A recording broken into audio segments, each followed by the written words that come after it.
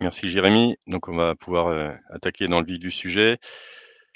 Alors, c'est l'heure de la traite, c'est en fait une série de webinaires, qui nous permet de faire la diffusion des principaux résultats pardon, du projet ErgoTrade. Et le projet ErgoTrade en question, on va en dire quelques mots juste dans les diapos qui suivent. Donc aujourd'hui, on va parler de traite de coopération, entre les animaux et le treilleur et comment, surtout il faut, réfléchir à l'animal, intégrer l'animal dans les réflexions autour de la traite. On verra, c'est pas que du matériel, c'est pas que de l'humain, c'est aussi de l'animal et il faut l'avoir en tête au moment de réfléchir des évolutions de la traite, de réfléchir l'organisation de la traite. Donc, pour ce qui est du contexte d'Ergotraite, je vais le réévoquer, rapidement. Alors ceux qui étaient là sur le webinaire précédent, vous l'avez déjà en tête, mais, pour les nouveaux arrivants, je préfère, le rappeler succinctement. La traite, une tâche importante en élevage laitier, avec des impacts sur beaucoup de dimensions.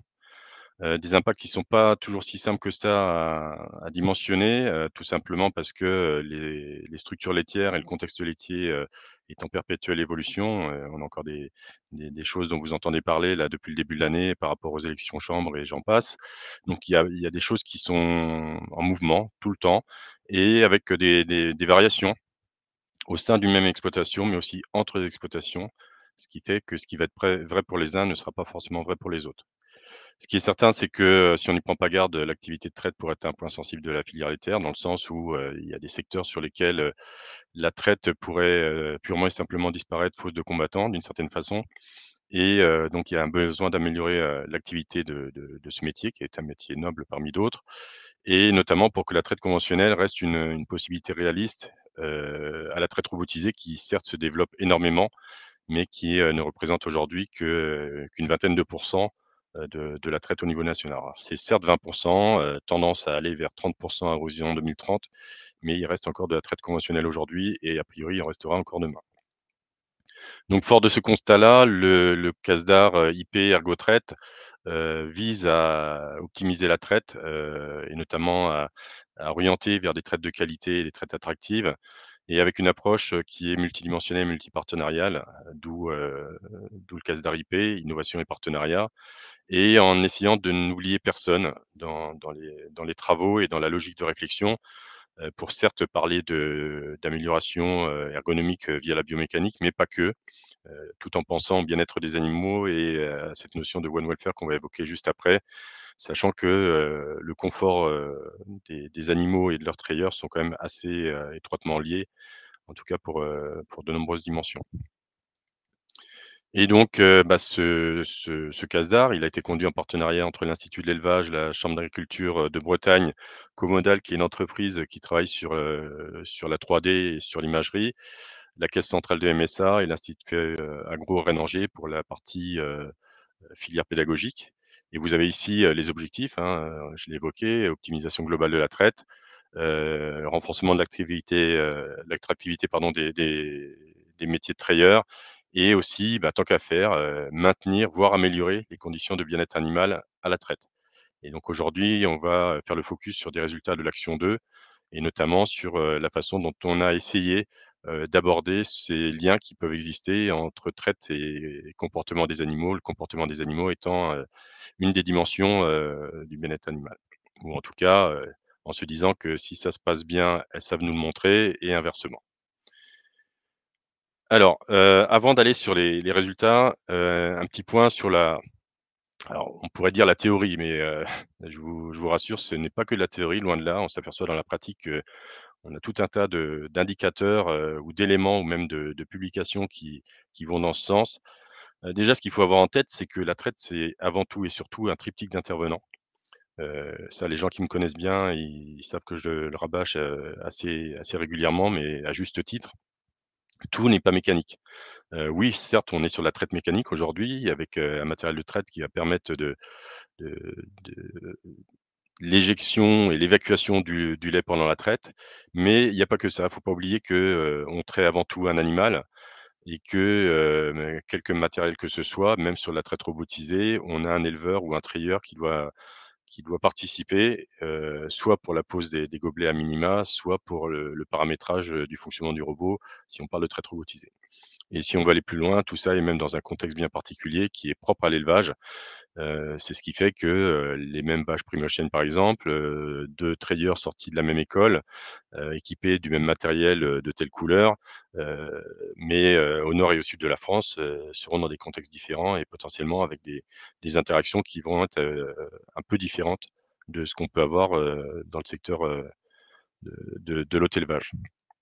Donc c'est bien à retenir, hein, 3 intervenants et dans ces intervenants, il y a bien sûr l'animal. Si on prend par exemple l'exemple du débit, le débit de lait en tout cas,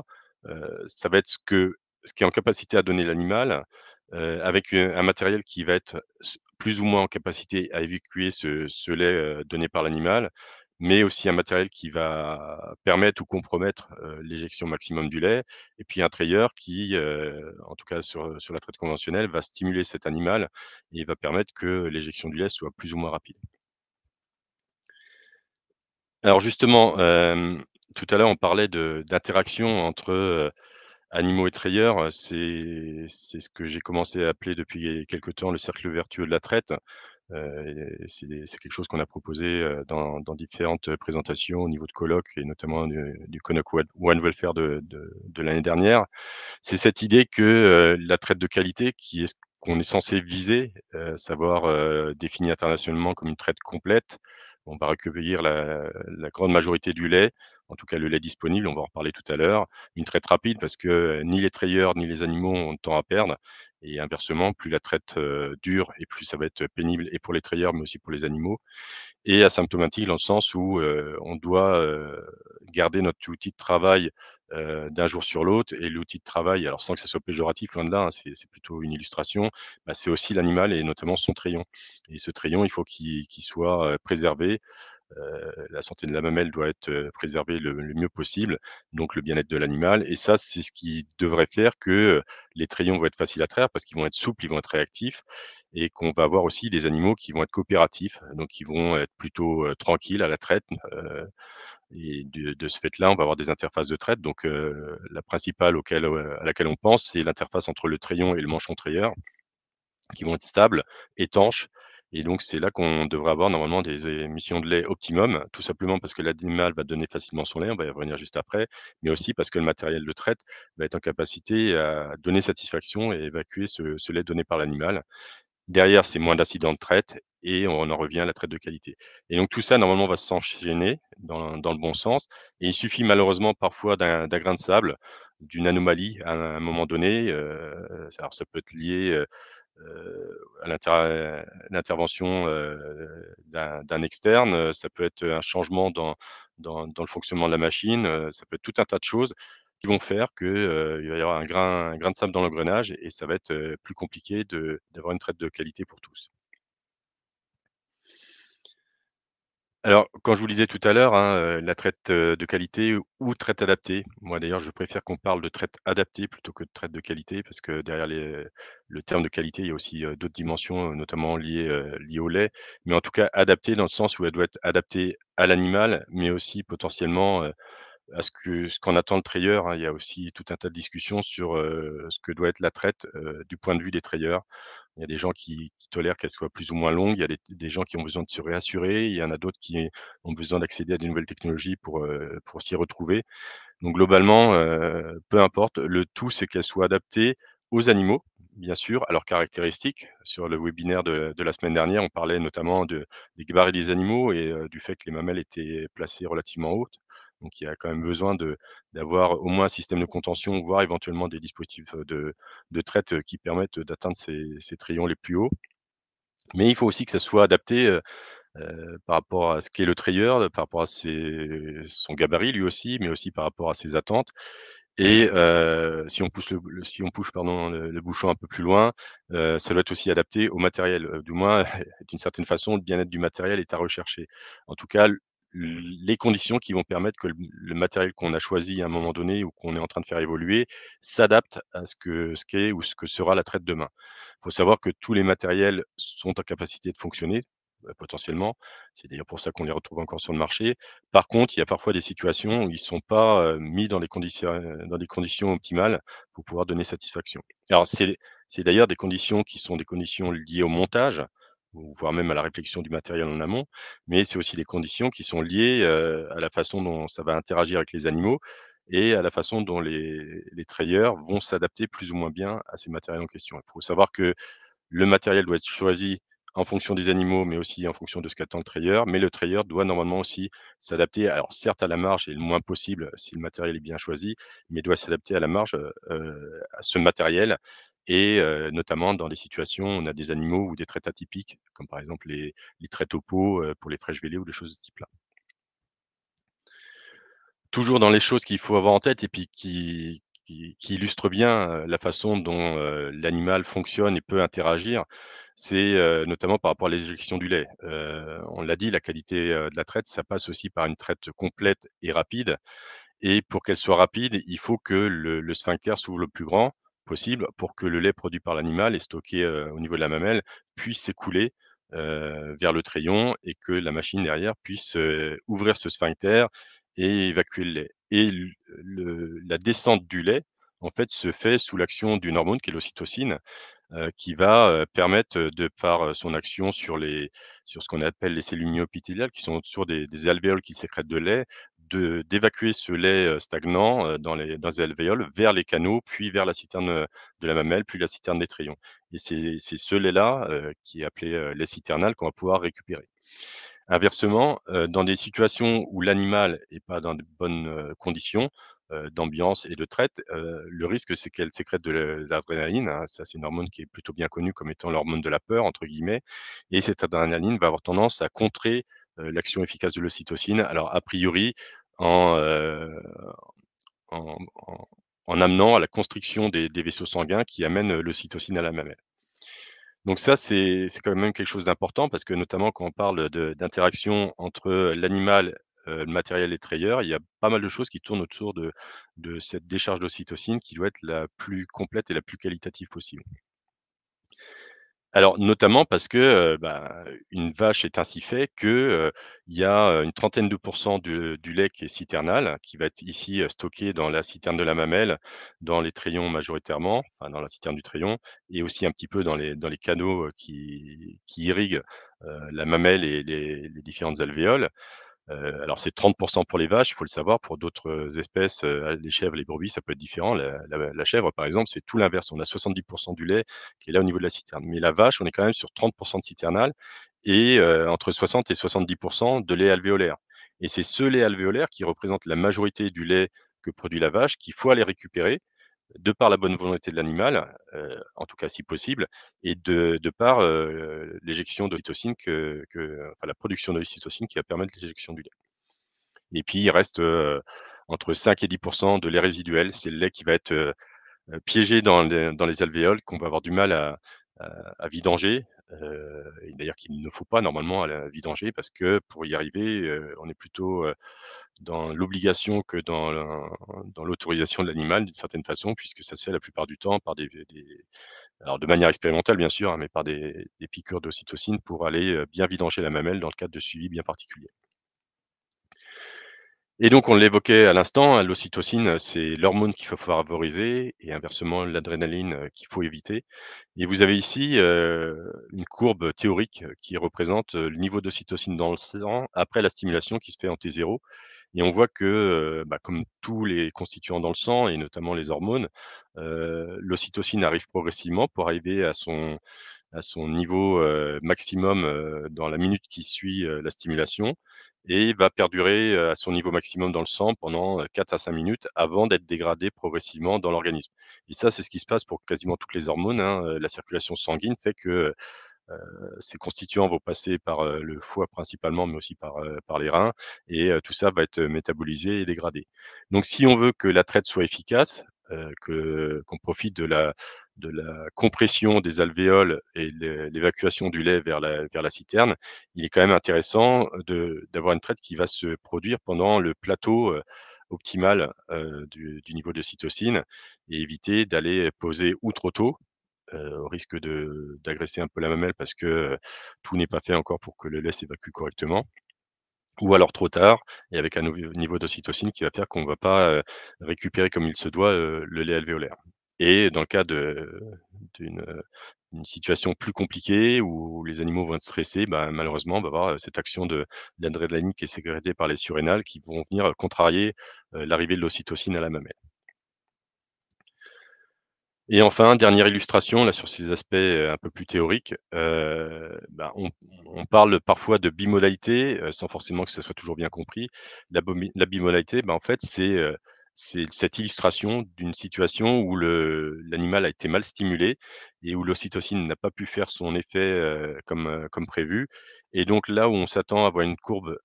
très carrée avec, un débit de lait, éjecté qui soit, à son maximum très rapidement pour arriver à un plateau de production avant d'avoir une chute en lait, qui est liée au fait qu'on a vidangé la mamelle. Bah, là, on va se retrouver avec un premier pic qui correspond en fait à l'éjection, et à l'évacuation du lait citernal, donc qui est facilement disponible. Il suffit d'ouvrir le sphincter avec l'action du vide pour, récupérer ce lait. Et puis derrière, un peu plus tardivement, arrive, le lait alvéolaire parce que l'ocytocine a fini par arriver malgré tout parce que, bah, finalement, là où c'est la main de l'homme qui aurait dû stimuler, bah, c'est le matériel qui finit par le faire et on récupère le lait citernal,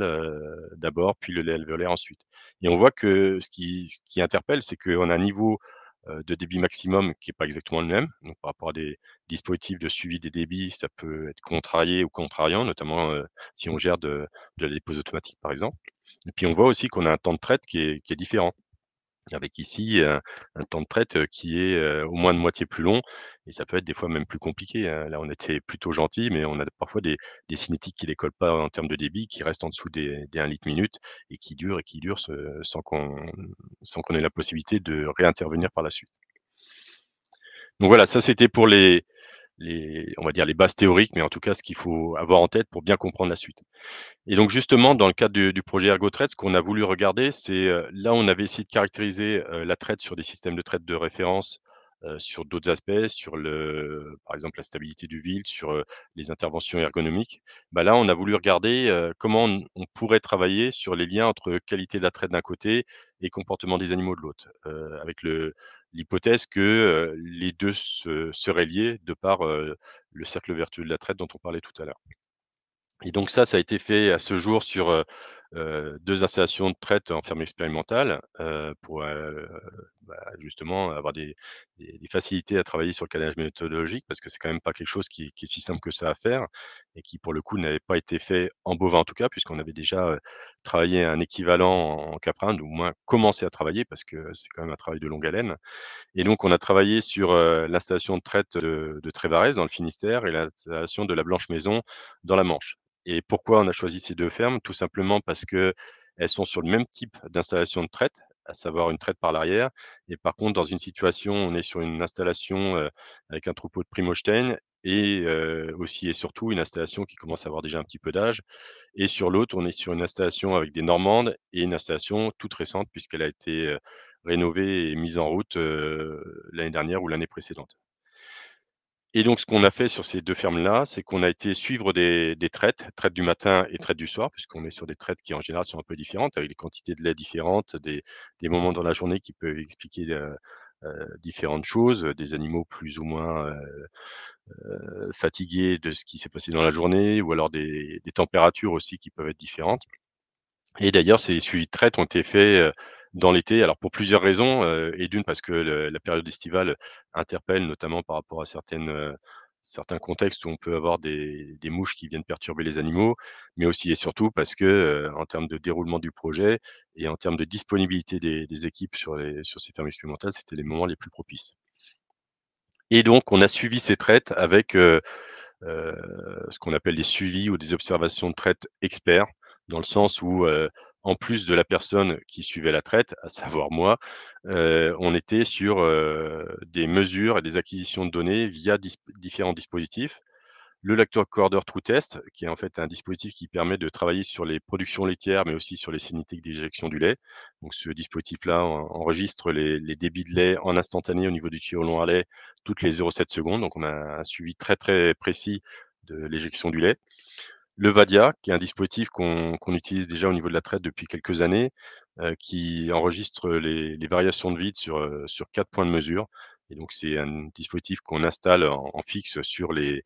postes de traite et qui nous permet de suivre finement ce qui se passe à l'interface entre le faisceau trayeur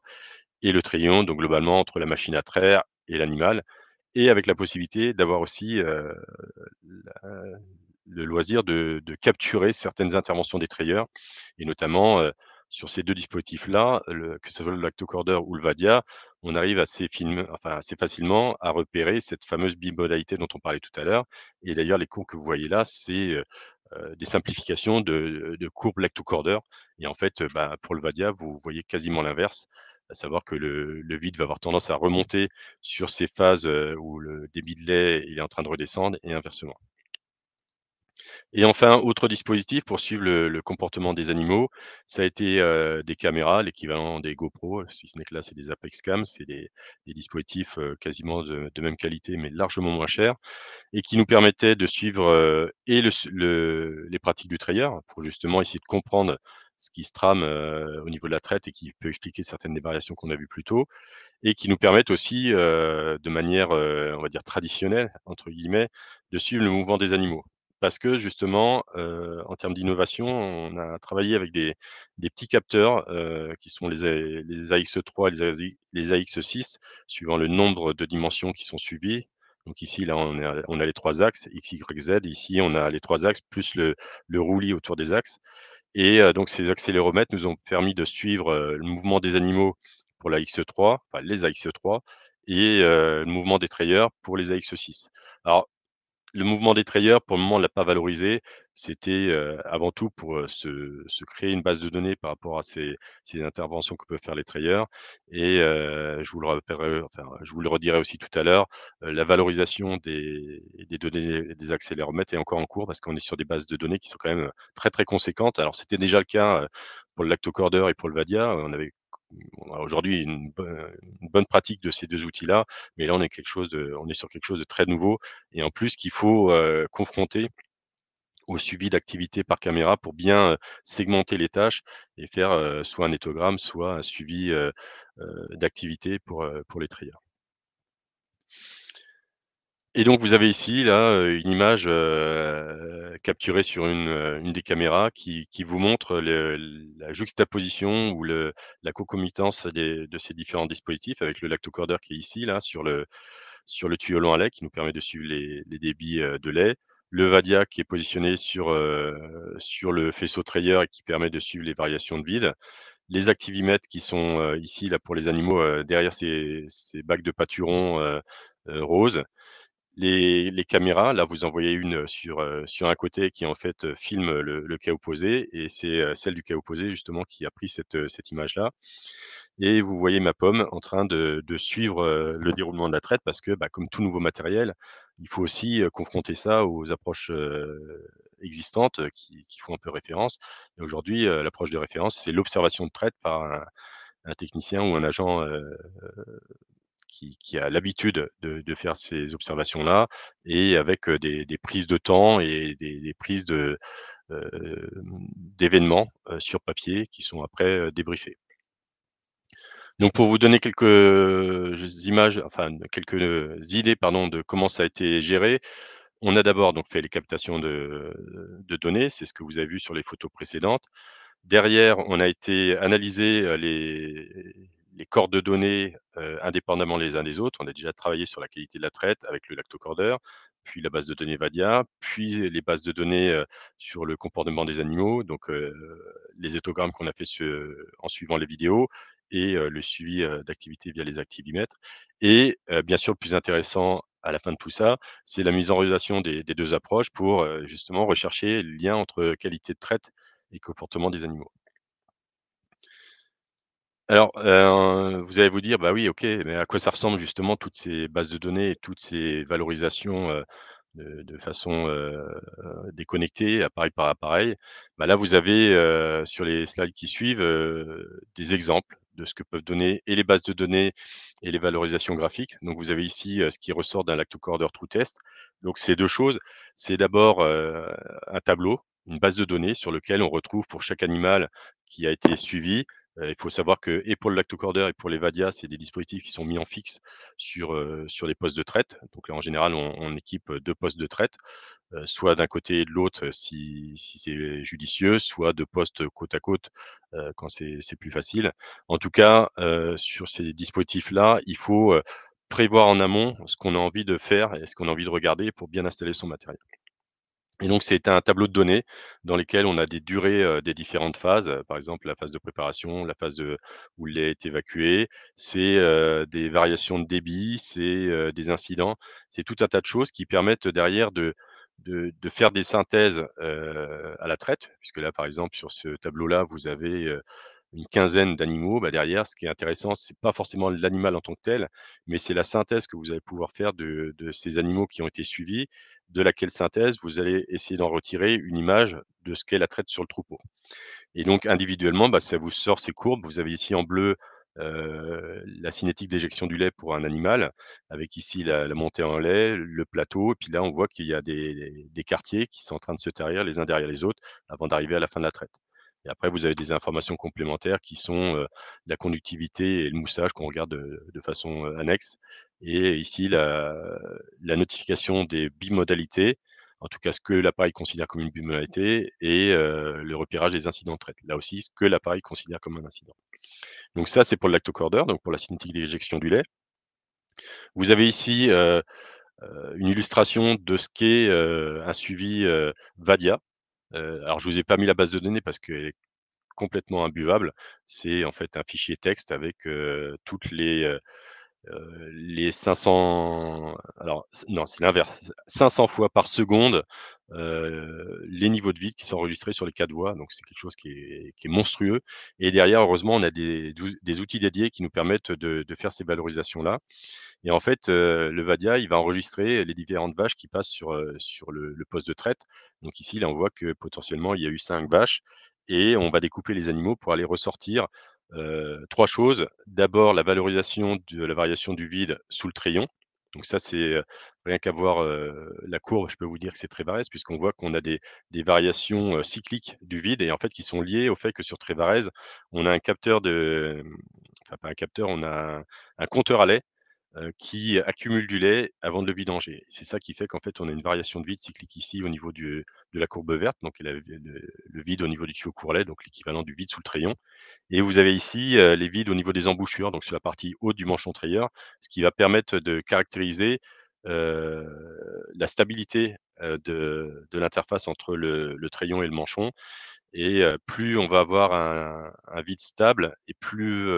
l'interface va être étanche et ça nous permet aussi de repérer la surtraite puisque c'est à ce moment-là qu'on a, le vide qui monte, de façon, importante, au niveau des embouchures. Donc là, globalement, je peux vous dire que c'est, 2 trayons a priori un peu différents puisqu'on voit que le niveau de vide, se stabilise pas au même niveau.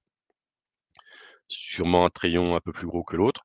Un peu de surtraite quand même sur cette installation-là ou en tout cas pour cet animal-là et par contre, des quartiers relativement équilibrés à ce niveau-là. Alors le problème de la surtraite, c'est que c'est une perte de temps déjà et en plus on voit que c'est un moment où le vide a tendance à remonter à son niveau maximum sous la mamelle alors qu'il y a plus de lait à évacuer. Et enfin les derniers, corps de données, c'est, le suivi des comportements. Alors, des vidéos, qui sont enregistrées, c'est l'équivalent de la vidéo qu'on voyait tout à l'heure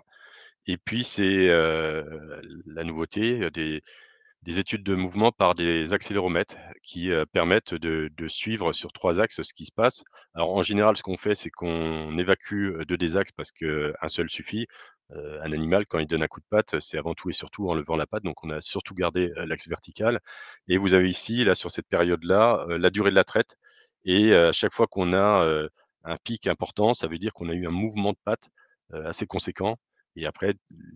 le jeu, c'est d'essayer de regarder à partir de quel moment on considère que l'impact est suffisamment conséquent pour que ça soit vraiment, autre chose un simple, un simple mouvement de patte pour se remettre, bien d'aplomb ou est-ce que c'est un coup de patte, dirigé vers le faisceau avec la volonté d'envoyer balader un dispositif qui commence à être plus que chatouillant. Donc c'est ça qui a été valorisé, en plus de ce qu'on a observé avec les caméras. Alors, justement, qu'est-ce qu'il en est ressorti? Bah, c'est vrai que quand on regardait les données, issues des lactocorders des Vadia et des caméras, puisque là, pour le moment, j'y ai pas mis les données des accéléromètres parce que comme je vous disais tout à l'heure, c'est des bases de données qui sont très conséquentes et que pour le moment, on n'a pas réussi à faire parler, complètement. Mais a priori, ça a l'air d'aller dans le même sens. Heu, on aurait tendance à avoir des différences entre, ce qui a été suivi sur Trévarèse et sur la Blanche Maison. C'est vrai que là, notamment au niveau des bimodalités, on est quasiment, du simple au double. Alors certes, il y en a peu, mais on est quasiment du simple au double avec, quasiment aucune bimodalité sur Trévarèse et presque une sur la Blanche Maison. On aurait tendance à y voir des phases plateaux bien plus longues à la Blanche Maison qu'à Trévarèse et inversement, enfin inversement ou de façon complémentaire, on a l'impression d'avoir, des fluctuations irrégulières, donc des incidents de traite. En fait, le Vadia, il permet de repérer d'un côté les fluctuations de vide qui sont normales, qui sont liées à l'évacuation du lait, mais aussi au mouvement du manchon qui va s'ouvrir et se fermer pour la pulsation. Des autres fluctuations qui se produisent à des moments, inattendus ou alors qui sont d'amplitude, anormale et là, on a quand même l'impression que sur Trévarèse, il y a beaucoup plus d'incidents de traite que sur la Blanche Maison où il y en a a priori pas. Sauf que, alors, je ne sais pas pourquoi sur ma diapo, il y a une partie là que d'animation qui n'a pas fonctionné, mais à la fin, normalement, était censé apparaître des tests statistiques et en fait, les tests statistiques ont montré qu'il y a aucune de ces différences-là qui était significative. Tout simplement parce que même si en tendance et même en ressenti pour les trayeurs,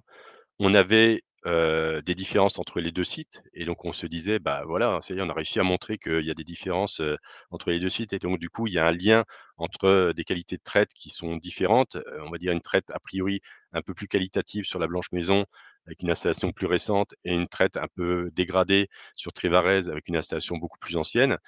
Et c'est d'ailleurs ce que nous ressortaient sur cette journée-là, les trayeurs, parce qu'on avait aussi à côté de ça, beaucoup plus de mouches sur Trébarèze avec des animaux du coup un peu agacés, et sachant que là, sur les 2 traites, on a surtout valorisé aujourd'hui les traites du soir. Bah, malgré ce qui a été ressenti, et notamment compte tenu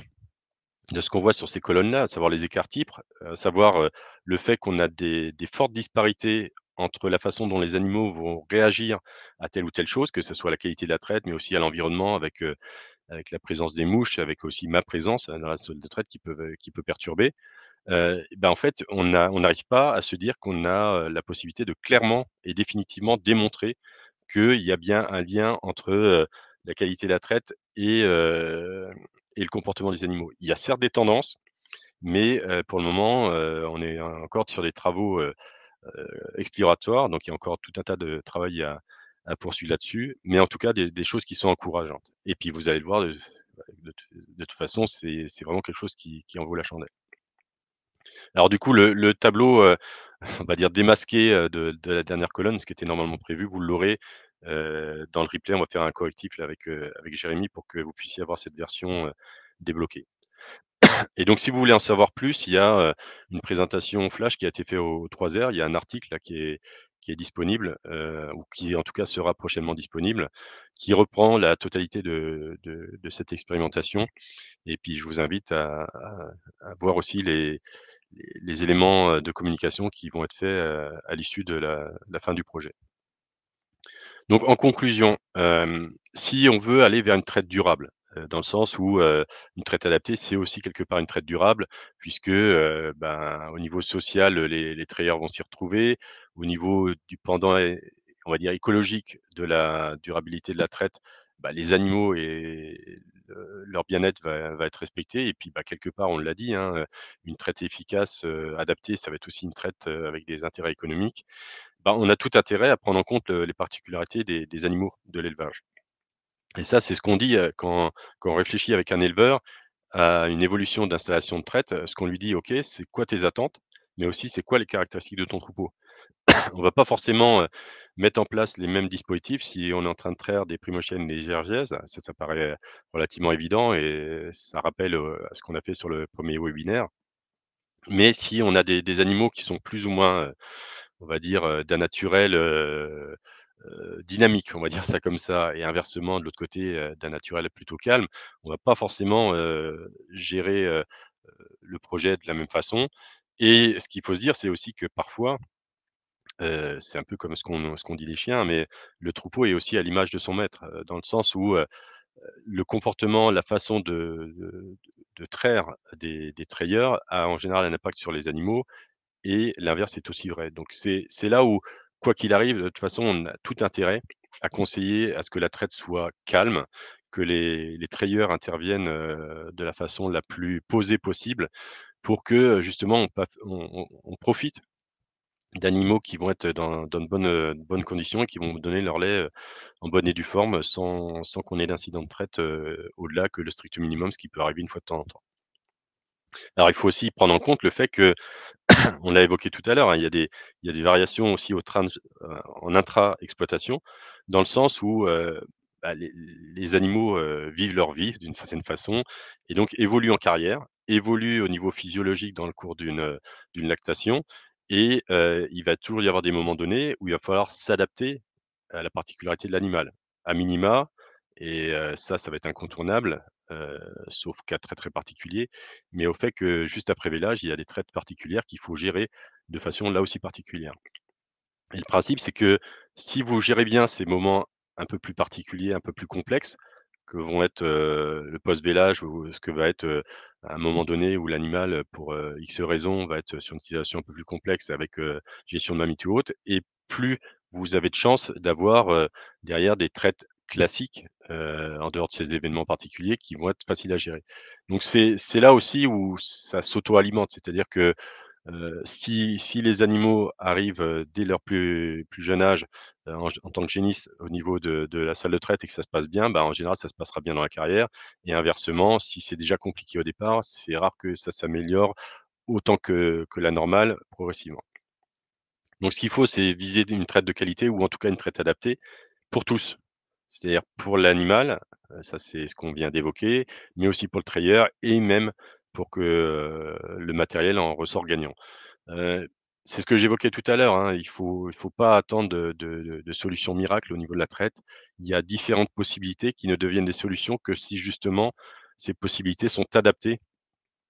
au troupeau, aux attentes de l'éleveur et si, bah, la réponse de l'éleveur, mais aussi la réponse parfois des animaux est en conséquence. Ce qu'il faut que vous reteniez de toute façon, quoi qu'il arrive et quels que soient les webinaires, sur la traite, on vous le rappelle, c'est que pour traire vite, il faut avant tout traire bien et l'inverse, ça ne marche pas forcément toujours. Plus on va mettre, de moyens pour que la traite soit adaptée, soit qualitative et plus en général la traite va bien se passer, plus elle va être rapide. C'est ce qu'on évoquait tout à l'heure. Si vous vidangez bien les alvéoles et si tout le lait est disponible en citernale, il suffit d'ouvrir le sphincter et la durée de la traite va être uniquement proportionnelle à l'ouverture de ce sphincter et à la quantité de lait qui est à sortir. C'est pas plus compliqué que ça. Si par contre, vous avez, un défaut de stimulation de l'animal, par exemple, vous allez avoir cette problématique de la vidange des alvéoles qui va faire que dans certaines situations, vous ne récupérez que le lait citernal et ça, c'est pas bon du tout parce que, bah, c'est difficile de corriger ça.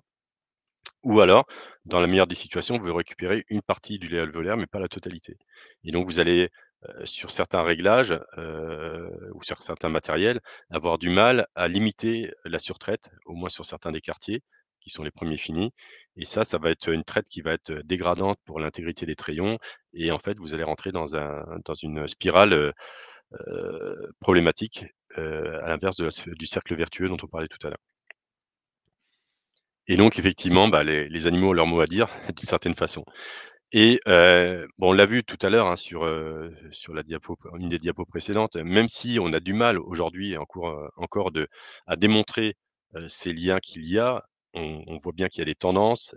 les chiffres montrent ces tendances-là, mais quand on fait des analyses statistiques, on a du mal encore à démêler les chevaux. Ben, on s'aperçoit que, quand on réfléchit à ce qu'on a mis en œuvre pour arriver à ça, bah, en fait, c'est un investissement qui coûte pas grand-chose et qu'il faut vraiment voir comme un investissement. C'est que c'est un peu de temps qu'on passe sur la préparation pour avoir des animaux qui soient bien stimulés, des traites qui se passent dans de bonnes conditions pour l'animal et derrière avoir moins de soucis à gérer, moins de faisceaux trayeurs à reposer parce que l'animal, les aura décrochés parce qu'il en peut plus, c'est bien trop douloureux pour lui et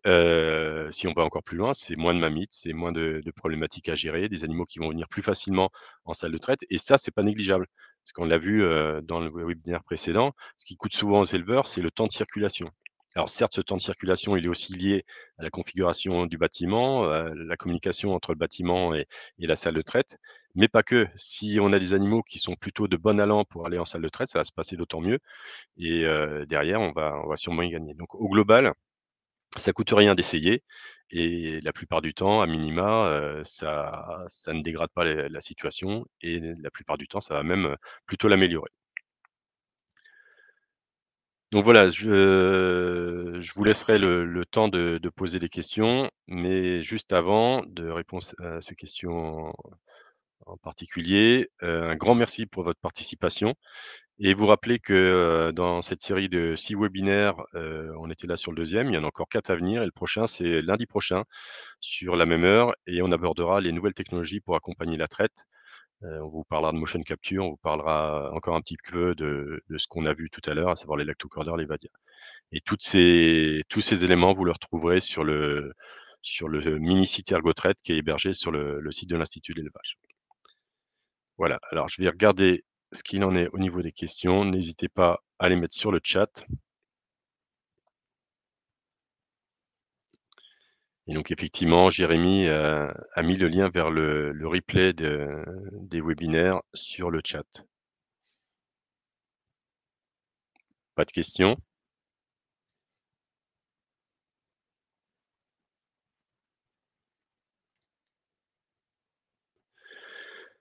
Alors, il y a une question qui est de pourquoi ne pas évaluer en parallèle des données traite les paramètres d'ambiance du bloc traite, intensité sonore, intensité lumineuse, tension de contact, vibration mécanique? Alors c'est vrai que c'est des choses qui peuvent avoir un impact sur le comportement des animaux,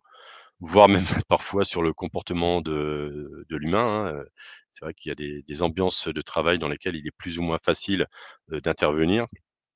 Là, on n'a pas été regarder ces éléments-là parce qu'on est parti du fait que sur ces 2 sites justement, il y avait déjà eu des suivis, de ces éléments-là.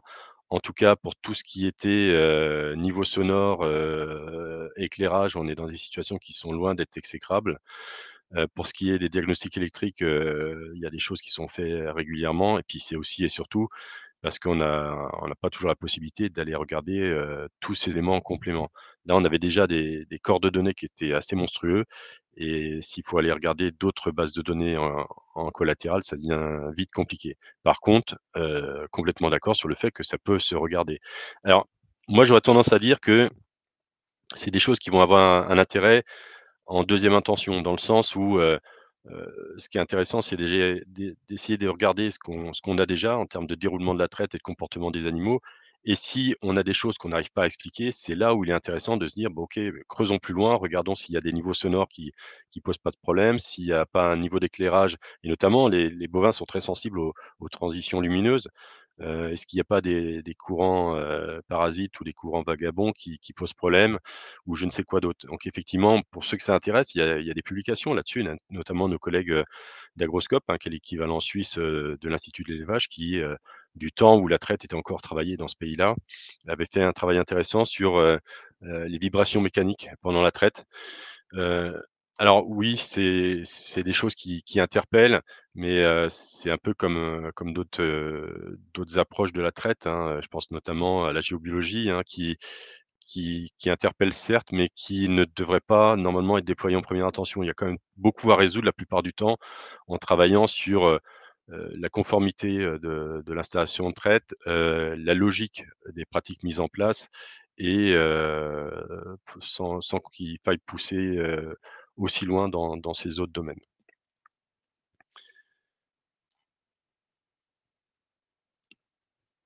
Alors, la question par rapport à l'accéléromètre, en fait, on a émis 2 accéléromètres sur chacune des pattes des animaux qui passaient sur les postes de traite. Donc c'était assez sportif, hein, parce qu'il fallait les mettre en entrant et les enlever avant que les animaux sortent. Il n'empêche que, donc ils étaient fixés, au niveau du pâturon, donc entre, le pied et l'arrière de la patte et ça nous permet de repérer d'autant plus facilement les mouvements verticaux puisque l'hypothèse, elle était celle-là et puis c'est ce qu'on avait déjà, travaillé en caprin, mais c'est que la plupart du temps, les mouvements verticaux, suffisaient à analyser le comportement des animaux et c'est là aussi où on voit des choses intéressantes. À savoir que les animaux, tout comme nous, sont latéralisés. C'est-à-dire que, certaines d'entre elles, vont donner plus facilement un coup de patte, de la droite que de la gauche, et tout comme on voit que, sur certains moments de la traite, il y a une espèce de mouvement, on va dire de première intention, quoi qu'il arrive, même si la traite est qualitative derrière, même si, par rapport à ce qui était évoqué tout à l'heure, il y a rien qui est mis en défaut. C'est des animaux qui sont un peu plus sensibles et d'ailleurs, il faut faire très attention par rapport à ça, dans le sens où, quand on valorise les données des accéléromètres, c'est pas parce que l'animal bouge beaucoup qu'il y a forcément, un problème au niveau de la traite, si c'est que cet animal-là qui bouge et inversement, on a aussi des animaux qui ne bougent pas du tout, mais c'est pas forcément une bonne nouvelle pour autant. C'est qu'on a des animaux qui sont presque prostrés. Alors c'était pas la situation là dans ce qu'on a suivi, mais dans les suivis qu'on a fait en caprin, on avait certains animaux qui étaient tellement, stressés par la traite, qu'elles étaient, prostrées, le long de la contention arrière et elles bougeaient pas. Donc, quelqu'un qui n'aura pas fait attention aurait dit: «Bah, ça bouge pas, donc c'est que la traite se passe bien». Et ben non, en tout cas pour cet animal à minima et sur la traite qui avait été suivie, bah, la traite se passait pas si bien que ça et pour autant elle ne bougeait pas.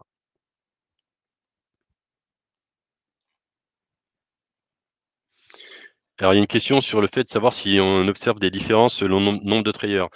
Alors là, de façon expérimentale, on a travaillé sur des traites avec un trayeur principal et normalement le moins possible d'intervenants.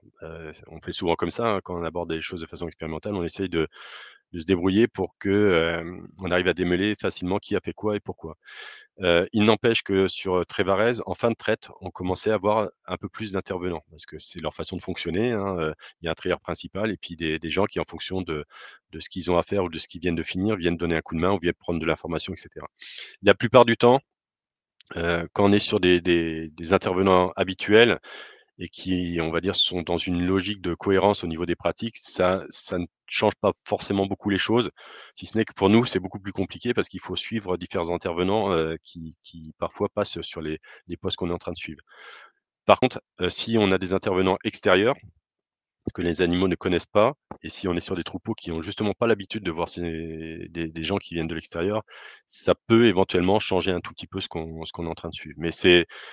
pas en général le plus flagrant. Sur un troupeau qui est plutôt calme, avec une traite qui se passe bien, les animaux sont assez tolérants en général aux intervenants extérieurs, si ce n'est, la curiosité qui va faire que le faisceau va bouger un petit peu parce qu'elles vont tourner la tête pour regarder ce qui se passe, mais en dehors de ça, c'est rarement des coups de patte.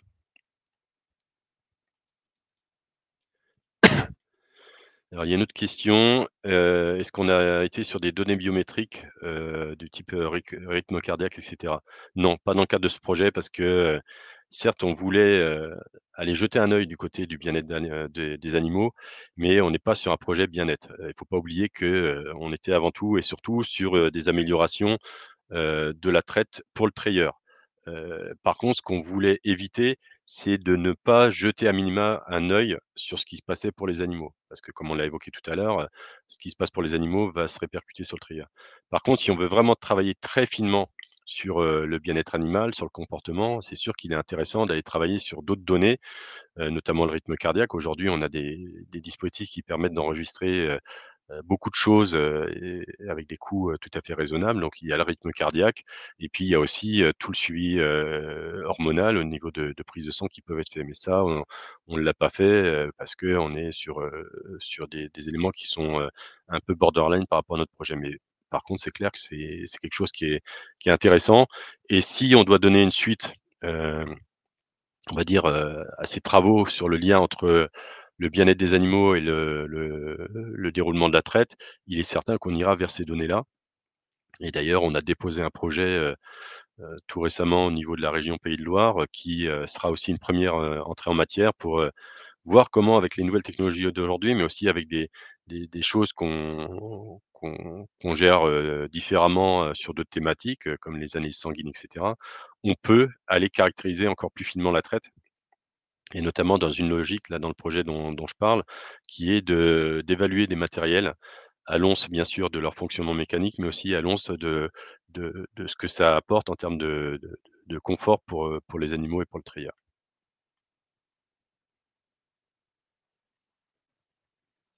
Donc il y a beaucoup de choses qui peuvent se faire, hein, mais là, on est bien dans le cadre d'un projet avec un périmètre, financier et technique et bah, c'est pas toujours difficile, enfin pas toujours facile, de tout y mettre.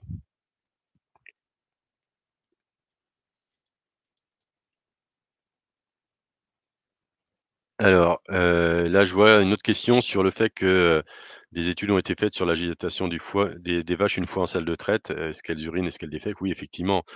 Hem, alors c'est ce qu'on évoque souvent en formation, pour les gens qui cherchent à faire de l'observation de traite. C'est des indicateurs assez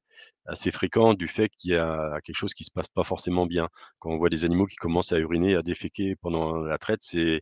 des symptômes qui montrent qu'il y a une perturbation. Alors, pas forcément d'ailleurs que la traite mécanique en tant que telle se passe mal, mais parfois tout simplement le fait que l'observateur que je peux être, est là présent dans la fosse et que ça les turlupine un peu. Et inversement, on peut aussi avoir d'autres, éléments à observer qui nous montrent qu'à l'inverse, la traite se passe plutôt bien. C'est des animaux qui vont être calmes, qui vont venir tranquillement en salle de traite et surtout qui vont, continuer à ruminer pendant la traite. Et ça à 2 titres. Un animal qui rumine, c'est qu'en général, ça se passe plutôt bien pour lui. On va dire c'est une tâche d'occupation, la rumination. Et puis aussi et surtout parce qu'a priori, alors je suis pas un fin physiologiste, mais de ce que j'en ai vu, l'ocytocine qui est déchargée de par la stimulation va certes permettre l'éjection du lait, mais en général va faire que l'animal va se mettre à ruminer. Voilà, c'est ce qu'on voit, c'est qu'en général, il y a un lien assez fort entre, bon déroulement de la traite et en général, 0 bimodalité et le fait que les animaux se mettent à ruminer. Là, en tout cas, sur les 2 fermes qu'on a suivies, de mémoire, en regardant les vidéos, pas un pissa et pas une bouse. Donc a priori, en dehors de ce que nous donnaient les chiffres, à ce niveau-là, ça se passait plutôt bien. Alors, il y a en fait une autre, question, il y a un impact sur l'état de santé, les mamelles et donc la qualité de traite et donc du lait. Alors je ne sais pas si je comprends bien la question, mais oui, bien sûr, une traite qui va se dégrader, c'est les animaux qui vont avoir tendance à bouger et de toute façon, elles vont déjà être dégradées, ces traites, donc bah, la santé des mamelles peut être, dégradée, la qualité, du lait aussi éventuellement. Donc effectivement, il y a un lien, hein, plus la traite va être adaptée pour tous et plus la santé mamelle va être, respectée et plus la qualité du lait devrait être respectée là aussi. Après, ça préjuge pas de ce qui peut se tramer de par ailleurs, hein, faut pas oublier qu'une mamelle, ne déclare une pathologie que si, il y a la plupart du temps un germe extérieur et même sur des traites, on va dire mécaniquement de qualité, il peut y avoir des défauts hygiéniques qui peuvent expliquer pourquoi la mamelle va se mettre à déclarer une mamite. La préparation des mamelles était-elle la même? À l'avenir, pourra-t-on comparer une préparation manuelle et une préparation, automatisée? Alors, les préparations des mamelles étaient assez proches. Alors, je peux pas dire exactement les mêmes, parce que notamment en termes de durée d'application, il y avait un petit peu de différence, mais sur on va dire la voie d'hygiène, on était sur la même chose. Donc, préparation avec, un produit, de pré-trempage et derrière essuyage papier. À part quelques animaux sur lesquels il a été utilisé une lavette parce que, les trayons étaient trop sales et ça c'est une démarche qui est plus qu'intéressante et bah, comparer une traite, avec préparation manuelle et automatisée, oui, c'est quelque chose qui pourrait se faire, mais là, on n'a pas pu le faire dans le cadre du projet. Et dernière question, je pense, et demain un auditeur de traite robotisé. Alors si je comprends bien ta question, Daniel, est-ce que quelqu'un nous remplacera demain pour faire le suivi de traite? J'en suis pas complètement persuadé. Après oui, on a des dispositifs, de suivi, du déroulement de la traite, de par les compteurs, de par, les dispositifs qu'on a évoqués tout à l'heure. Peut-être que l'intelligence artificielle, continuera à progresser et notamment, nous permettra de débriefer d'autant plus facilement, ce qui s'est passé pendant la traite. Mais en tout cas à ce jour et je pense peut-être que demain ça sera encore le cas, il est intéressant d'avoir quelqu'un qui connaisse la traite, qui connaissent aussi, la diversité des traites qui peuvent exister, quelles sont les différences qu'il y a entre une traite de qualité pardon, sur lesquelles il y a quand même malgré tout quelques anomalies, quelques défauts et inversement, une traite, anormale et pourtant avec, certains paramètres qui pourraient être normales malgré tout et qui arrivent à démêler, le vrai du faux dans tout ça Et j'en prends pour exemple, le fait que alors c'est pas spécifique à ce dispositif-là, mais le lactocordeur, je vous l'ai dit tout à l'heure, il est en capacité normalement à repérer les incidents de traite. C'est, le fameux indicateur LE. Bah, en fait, pour l'avoir utilisé, plusieurs fois et dans de nombreux projets, que ce soit en bovin ou en caprin ou en ovin, heu, alors en ovin avec le nouveau, puisque, il y a une évolution dans ce matériel-là. Heu, on a des situations où il repère un incident alors qu'en fait il y en a pas et inversement, il y a des moments où il y a un incident mais il le repère pas et en fait, c'est vrai qu'avec la juxtaposition des sources de données, si on prend par exemple Lactocorder plus Vadia, on arrive déjà à repérer encore mieux les incidents de traite. Mais il n'empêche que, toute chose est particulière. Si je reviens, par exemple sur ce qu'on évoquait sur la courbe de tout à l'heure pour, pour le suivi Vadia, ça, à ce jour, ces variations cycliques de vide, même moi qui suis expérimenté, il m'a fallu quand même quelques minutes, voire quelques heures pour comprendre pourquoi on avait ces variations-là et c'est parce que j'ai cette expérience et ce recul suffisant, de la trai sur la traite pour, me dire: «Bah, ça, c'est pas quelque chose qui est propre à l'animal». Alors d'ailleurs, on en avait échangé avec quelques vétérinaires, hein. C'est pas une histoire de tonicité du crayon ou je ne sais quoi. C'est bien quelque chose qui est lié au matériel et ma connaissance du MR2000 là pour le coup qui équipe pardon ce dispositif-là m'a fait dire que, ben, c'était plutôt, lié, au stockage et à l'évacuation du lait plus qu'à autre chose et ça, bon, peut-être que demain ça se fera, mais en tout cas aujourd'hui, les les robots d'analyse sont pas prêts à ça. Par contre, ils nous accompagneront sur beaucoup de choses, hein, tout ce que nous permet aujourd'hui le Vadia, par exemple sur la compréhension fine de ce qui se passe à la traite, hier c'était, bah, à l'œil, au chrono et avec toute l'expérience qu'on le faisait. Bah, petit à petit, on a la possibilité, agent expérimenté, d'aller plus loin, en déléguant une partie, des mesures à ces dispositifs avancés. Voilà, bah, écoutez, j'ai l'impression qu'on a fait le tour des questions. En tout cas, celles qui étaient posées à chaud. Si vous avez d'autres questions qui vous viennent par la suite, bah, n'hésitez pas à m'envoyer un message. Mon adresse est assez simple, hein, jean-louis.poulet@idel.fr et sinon, bah, je vous donne rendez-vous au prochain webinaire. Merci pour votre participation et bonne fin de journée, bonne semaine à tous. Au revoir.